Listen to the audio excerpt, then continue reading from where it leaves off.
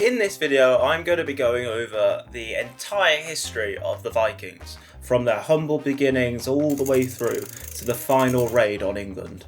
Hi, sorry, don't mind me. Who the fuck is that guy? Just popping in to let you know that unlike this idiot, I know that you are probably going to lose interest after about 10 minutes. So please just don't click off the video, or at least not yet. You know, give it a few minutes. See if you enjoy it. You might enjoy it, who knows? If you do enjoy this video, please leave a like, and if you wouldn't mind also subscribing, that would be pretty cool. Fill my self-esteem up a little bit, so... Anyway, before I continue talking about anything else, there is something missing about this whole scene right now, so I think I just need to go and quickly sort that out. I gotta say, I think I make a pretty goddamn good Viking, if you ask me. I mean, apart from the height, muscles, beard, and just basic ability to walk. But apart from that, I think I make a pretty good Viking. Getting back on track. And to do that, we've got to talk about the most amazing, coolest, and bestest thing in history, Norse mythology. There are variations of the creation story based off Norse mythology, but essentially it followed the lines of Ymir, the first being, got really big and really swole like a proper gym lad after drinking some sort of special cow's milk. But unfortunately for Ymir, he was a very bad and very cruel individual, and so was killed by Odin and his brothers. And because Ymir was now so swollen, so massive, his body became the earth, his blood became the rivers and the lakes and the oceans, and his bones became the mountains, and etc, etc. His different parts of his body became different parts of the earth. At the centre of the universe was the world tree Yggdrasil, which connected all 9 realms, including Asgard, the home of the gods, as well as the one and only Midgard, which, if you're a Marvel loser like myself, you will already know refers to our world. It's not all giant people and giant trees though. Norse mythology also has some really cool creatures in it, such as the Dragon of Death, the Midgard Serpent, and even these things called Nons, which is a stupid name, granted, but they were the weavers of the fates of humanity nonetheless. Anyway, there is also my favourite creature in Norse mythology, Fenrir, the big bad wolf that wouldn't just blow down that stupid pig's brick house, but also alter for it from existence. There are so many cool and interesting stories I could tell when it comes to Fenrir, such as how his father was the god of mischief, Loki. You know, the guy in the first Avengers film with the big horns on the top of his head. I am a god, you dull creature! I think it's time that I now talk about Ragnarok, the event which resulted in the end of the world. Essentially, the powers and creatures of the underworld rose up and had a great battle against the gods on Asgard. Not that I'm biased or anything, but I would consider Fenrir a bit of an MVP when it comes to Ragnarok, because not only did he set the world aflame, he was also the creature which killed Odin, although he was then killed afterwards by another god called Vidar. Vikings would devote themselves to specific gods which they felt they resonated with, which, in fairness, makes sense considering it would be quite difficult to devote yourself to all 66 gods there were in Norse mythology. It would probably take out a fair chunk of your day if you had to devote yourself to each individual one of them. Now, there's obviously so much more I can talk about when it comes to Norse mythology. The realms, the gods and their stories, the different creatures, or even the Valkyries. But every single beginner's guide to Viking history has got to include a bit about the legendary Valhalla. I mean, it's got a whole Assassin's Creed game named after it, for goodness sake. I have to include it in this video. It was the ultimate goal to end up in Valhalla, where Viking warriors would dwell with Odin following their death.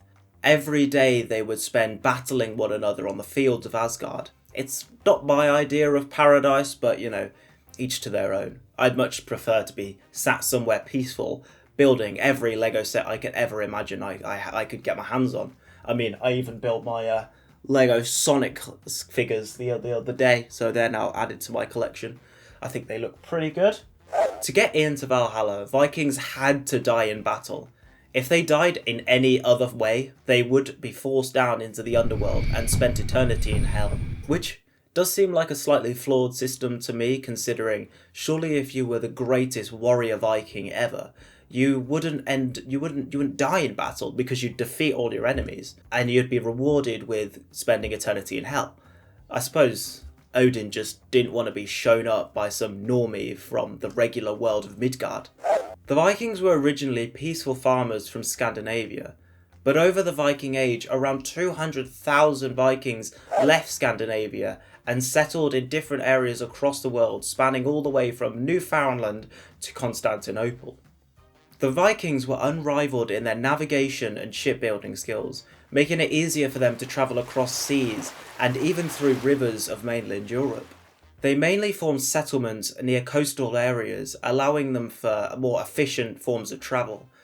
But of course, they were the Vikings after all, and so they were also partial to a fair number of hit-and-run raids against other regions of Europe which they didn't fully settle in. But even with their incredible naval skills, the Vikings also made discoveries by sheer coincidence.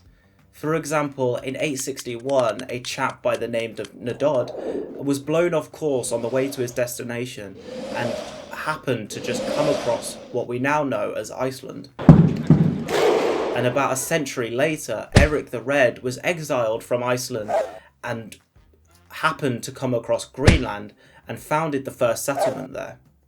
With all that being said though, I've yet to even mention the most well-known part of Viking history. And that, of course, is how they were mercenaries for hire for the Byzantine Emperor, for Basil II. Nah, I'm just joshing. I'm just being super silly. Of course, what I'm really talking about is the complicated relationship between the Vikings and the Anglo-Saxons in England.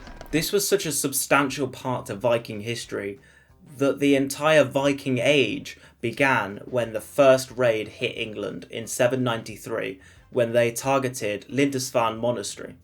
This not only affected England, but shook the Christian world to its core, as they had never seen such disrespect for a religious institution. But why would the Vikings have any respect? Their pagan beliefs is what was so different about them compared to England and the rest of Europe. For decades there were hit-and-run raids on islands in the British Isles as well as across the coast of England, until eventually, in around 860, they settled in the northeast of England. One of the most important cities in England to the Vikings was Jorvik, which they made its capital in 866. But in fairness, they didn't really have much choice being in the north of England. I mean, it's pretty, how do I say this politely? Undesirable. But it wasn't as easy as just running from town to town taking whatever the Vikings pleased. They also encountered a great deal of pushback. Most notably was when they had a bit of a feud with King Alfred the Great. Feud is kind of underselling the level of brutality and gruesome battles between the two sides, but you know what I'm saying. They didn't like each other. After many immensely brutal battles between the two sides, Alfred eventually signed a treaty with the Viking leader Guthrum, which split England in two. The northeast of England that went to the Vikings eventually became known as Danelaw. Even after this, the violence between the Anglo-Saxons and the Vikings continued way into the 11th century as control over different territories went back and forth, even resulting in 4 different Viking kings of England, one of which I have already made a video on, and if I do say so myself, it's pretty awesome. The final Viking raid on England came in 1066. However, this probably isn't the battle in 1066 which you're thinking of. This was in fact the Battle of Stamford Bridge, where Harold Hardrada, the Viking leader, went up against the Anglo-Saxon king Harold Godwinson. And given that I just called it the final Viking raid, I think it's safe to assume that the Anglo-Saxons won this battle. But you could argue that technically that wasn't the final Viking raid, as in 1066 there was another battle that occurred in a different part of England. Now this probably is the battle you were thinking of before, the Battle of Hastings. Soon after defeating one opponent, Harold Godwinson had received word that he was being invaded from a completely different area, and so had to do a quick turnaround and head in that direction, where he came face to face with the one and only Willie the Conqueror. I'm just being silly once again. Of course that's not his real name. Oh boy! Woo! Thank goodness for that, huh? That's a relief! It was, of course, William the Conqueror. So how exactly is this a Viking raid? Well, the Vikings expanded into northern France in 911 AD, when it was invaded by William the Conqueror's great-great-great-grandfather, Rollo, the Viking leader, not the chocolate, although they are both S tier in their own fields. So, whilst being a Norman himself, William the Conqueror was also of Viking descent. Anyway, that's a good overview of the Vikings. I think I've covered an array of topics there, and I've made pretty good time, if you ask me. I mean, I don't have a watch on. I'm doing this for dramatic effect, but I can tell you the time. It's time to end the video. Oh gosh, I really don't know how to do outros whatsoever. So bye bye.